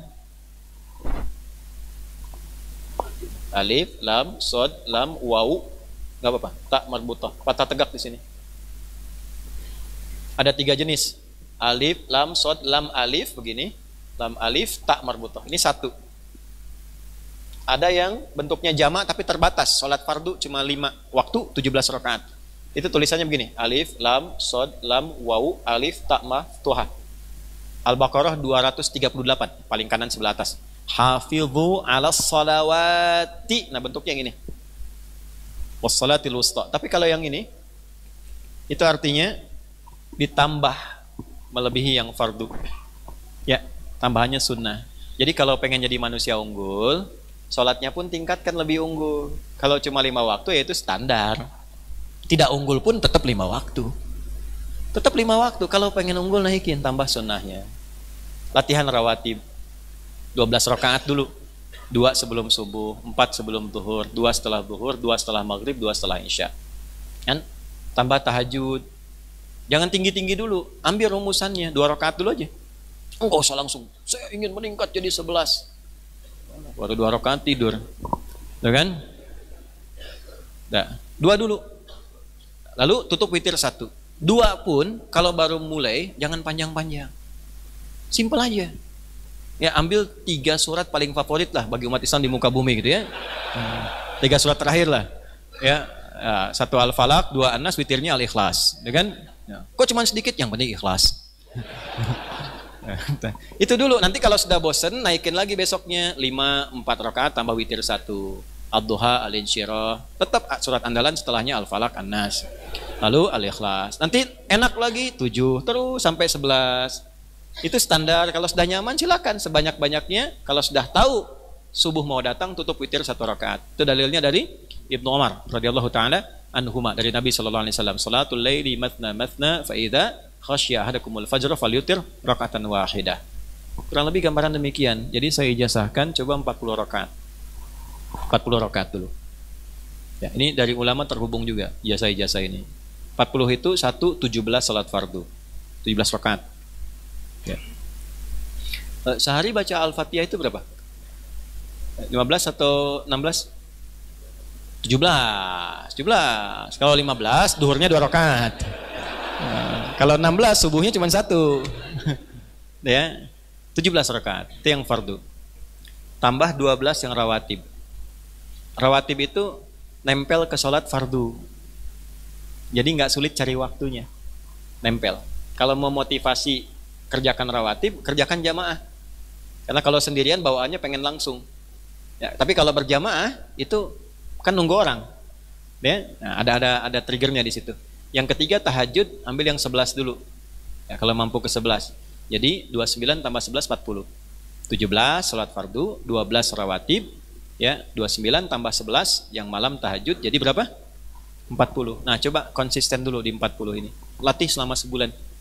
Demi Allah saya katakan, insya Allah kalau dilatih ini konsisten, itu merubah kita menjadi lebih baik. Ya, tapi ini nanti tidak mudah, harus mengalahkan berbagai hal. Cuman kita bismillah aja lakukan. Lillah. Ya, yang paling tinggi itu begini. Mudah-mudahan kalaupun saya wafat husnul khatimah. Ya, gitu ya. Jadi untuk menjadi konsisten itu tidak mudah. Nanti kalau kita urut lagi ada 9 langkah. Ya, 9 langkah menuju itu, Pak Kasdam. Boleh dicatat konsis 1, konsis 2, konsis 3, konsis 4 sampai konsis 10.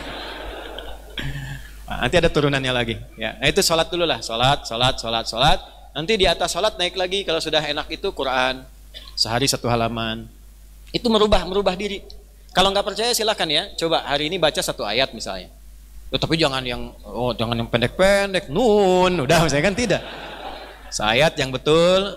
Nanti misal 1 halaman, besok tambah 2 halaman. Nanti Anda lihat perbedaan keberkahannya. Anda sekarang cuma baca sehalaman, besok 2 halaman. Perhatikan perbedaan hari ini dan besok. Kalau nggak percaya silakan. Nanti besoknya lagi 3 halaman. Perhatikan perbedaan yang 3 halaman dengan 2 halaman. Ada bedanya. Tapi detil Anda ikuti itu. Pasti ada perubahan. Setelah itu, nanti gabungkan di puasa. Karena puasa itu menggabungkan semuanya. Orang puasa itu jangankan yang fardu, yang sunnah pun diburu. Saat Ramadan kemarin, ibu kan pasang sejadah ngaplin di masjid kan untuk tarawih. Sedangkan tarawih itu sifatnya sunnah. Ya kan? Jarang ada ibu-ibu pasang sejadah malam untuk isya. Tarawih. Dikejar-kejar yang sunnah. Ya, mohon maaf untuk infak, jangankan yang kelihatan, yang tidak kelihatan dicatat berapa du'afanya di sini, berapa yatimnya. Kalau tidak puasa belum tentu. Ya. Dan hebatnya apa? Sholat dikumpulkan di situ, baca Quran dibaca di situ, infak hadir di situ, dan yang paling dahsyat itu langsung perubahannya terasa. Orang puasa seketika bisa menahan nafsunya untuk tidak berbuat maksiat. Itu hebatnya. Ada orang marahnya luar biasa, Pak Asep itu. Beliau di ketua BMP itu pemarah, Pak. Tiap hari kayaknya nggak lengkap kalau nggak marah. Sampai istrinya pun paham. Jadi kalau nggak marah aneh istrinya itu. Ya. Satu kali di hari Pak Tatang nih, beliau pembina di WMP. Jadi begitu lewat sama istrinya Pak, puasa. Buka jam 6 lah, ilustrasinya kurang lebih jam 6 kurang 1/4 lewat, ada yang provokasi tetangganya. Tapi diem aja ini si bapak ini. Si Bute bingung. Tumben Kang nggak marah katanya. Itu dijawab, nanti habis maghrib. Nanti habis maghrib. Bisa ditunda atau habis maghrib. Habis maghrib lupa udah. Kan sayang kalau marah habis pahalanya. Ya? Nah jadi kesimpulannya teman-teman, kalau pengen unggul, takwa. Implementasikan dalam kehidupan kita. Tingkatkan ibadah. Dan itu dijamin oleh undang-undang. Pasal 29 ayat 2. Implementasi sila pertama Pancasila. Ya, alhamdulillah udah dipagari di semua kita itu. Hidupkan masjid-masjid. Saya pun nanti kalau ke Bandung kan kita punya jadwal biasanya bulanan. Ini sedang ditata lagi, mohon izin. Nanti saya bagi 3 tuh. Ya bagi 3. Jadi 3 itu ada yang untuk akhwat yang perempuan, nanti sab muslimah itu bagiannya. Nanti gabung majlis ta'lim di situ. Kemudian nanti ada yang umum ya umum tuh maksudnya kajian yang terbuka, yang tematik, nanti ada satu saf di situ ya teman-teman. Nanti yang ketiga yang santai, yang kita tanya jawab. Biasanya kan saya suka tanya jawab tuh di akhir-akhir ujungnya, supaya nanti yang bertanya dikumpulkan di sesi itu. Ya itu kita agak santai. Nah saya ingin gabungkan itu dalam konteks sinergitas. Ya semalam saya telepon Pak Gub juga, PJ, ya, saya bilang Pak gimana kalau kita ngumpul bareng-bareng, ada umaroknya, ada ulamanya. Jadi sekarang di Kodiklat ya, kalau Kodam besok mungkin di Kodam 3 kan mau milad juga, nanti mungkin di Polda, nanti di masjidnya apa namanya Pemprov ya kumpul. Maksudnya gubernurnya ada, ya Pangdamnya ada, Kapoldanya ada, kita ada. Jadi saat bersamaan kita ngaji. Jadi kalau mau tanya ayat ke saya, kalau mau tanya anggaran ke Pak Gubernur gitu kan. Jadi kita kumpulkan dan kita hidupkan masjidnya. Ini kalau begini ngaji diisi, itu kalau ada kotak infak bukan mobil-mobilan tuh, isi supaya hidup masjidnya, hidup jalan. Kalau saya nggak perlu antum nggak perlu keluarkan apa-apa. Saya ngaji itu, ngajar itu sudah mewakafkan untuk mengajar. Nah, insya Allah Allah kirimkan min haitsu la yahtasib insya Allah. Ya, tapi yang lain-lain jangan disamakan hukumnya. Ya untuk saya aja nggak usah, terutama yang dari daerah-daerah nggak usah iuran-iuran tuh. Ya, jadi kalau ada yang untuk Ustaz Adi, wah ini sekian, nggak ada bayar-bayar. Dan saya pun nggak minta apa-apa, nggak usah. Pokoknya saya datang, ngajar, kemudian pulang. Untuk mendapat ilmu juga alhamdulillah, dan doakan saja supaya Allah mengampuni kita semua. Itu poinnya. Ya, nggak usah aneh-aneh. Dari daerah juga mohon maaf, nggak usah iuran-iuran. Pemda itu lebih baik untuk masyarakatnya daripada kumpulkan dengan uang yang cukup tinggi menurut saya. Ya lebih baik berikan pada rakyat yang masih butuh makanan, mungkin butuh sembako, butuh apa. Insya Allah. Kalau kami ada, kami berangkat dengan bekal sendiri. Insya Allah. Kalaupun misalnya perlu untuk transportasi cukup aja, udah selesai. Yang lainnya, ya in ajriya ila Allah. Allah yang aturkan semuanya insya Allah. Ya, itu sudah insya Allah sudah baik.